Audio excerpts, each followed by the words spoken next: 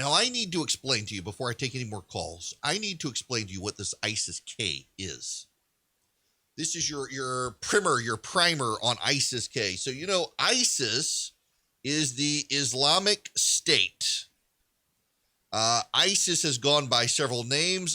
ISIS, the Islamic State, or ISIL of Iraq and the Levant. They go by Daesh.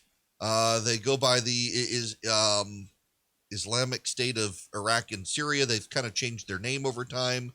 Daesh, Khorasan is one of the ways that this group goes. So what does the K stand for? The K stands for Khorasan.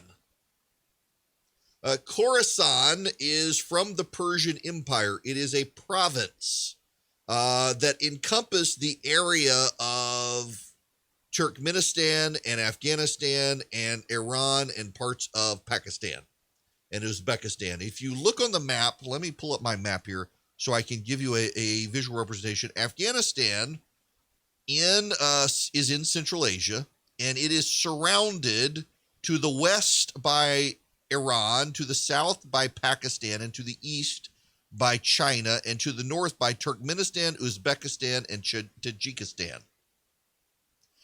Turkmenistan, Uzbekistan, and Tajikistan were Soviet states, and until the fall of the Soviet Union, when they regained their independence. Afghanistan is landlocked south of them, to the east of Iran, to the west of Pakistan and China. That area of northeast Iran, Afghanistan, Turkmenistan, Uzbekistan, Tajikistan, Kyrgyzstan, and then parts of Pakistan, that was in the Persian Empire called Khorasan. And the idea of ISIS or ISIL is to rebuild essentially the Persian Empire. And they are at cross purposes. When the Biden administration says that they're working at cross purposes with Taliban, or they're not the Taliban's friend, they're actually telling the truth to a degree.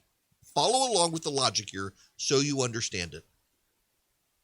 The Taliban gave Al-Qaeda safe haven in Afghanistan to prepare terror attacks. The leader of Al-Qaeda pledged his allegiance to the Taliban. He's a guy you may have heard of named Osama bin Laden. Each subsequent leader of Al-Qaeda has pledged their loyalty to the Taliban.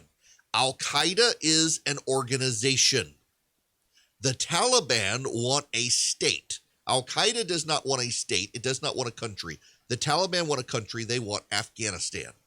So Al-Qaeda and the Taliban have been working together to help the Taliban take back Afghanistan, and in exchange, the Taliban will allow Al-Qaeda a landing ground to stage their attacks on the West. Along comes ISIS-K or ISIL-K or Daesh-K, Khorasan.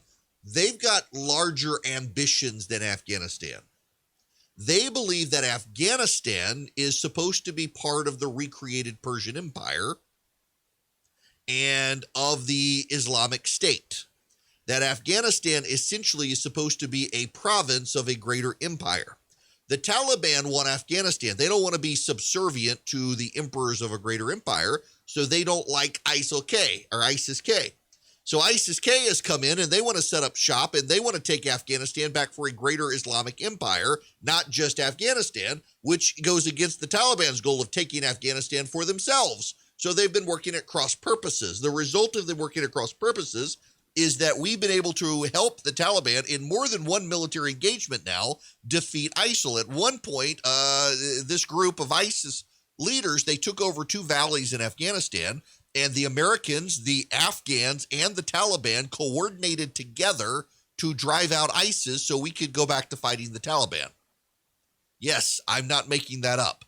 The Taliban is at cross purposes with ISIS because ISIS wants Afghanistan as part of a greater empire. The Taliban want Afghanistan for themselves, so they're at loggerheads. The problem here is that it's nonsensical to believe that they will not find some cross purpose and common purpose with us. In fact, the Taliban, when they started taking back over, released a bunch of ISIS prisoners from prison. So the reason ISIS is on the run in Afghanistan and able to run things over is in large part because the Taliban let them out of prison.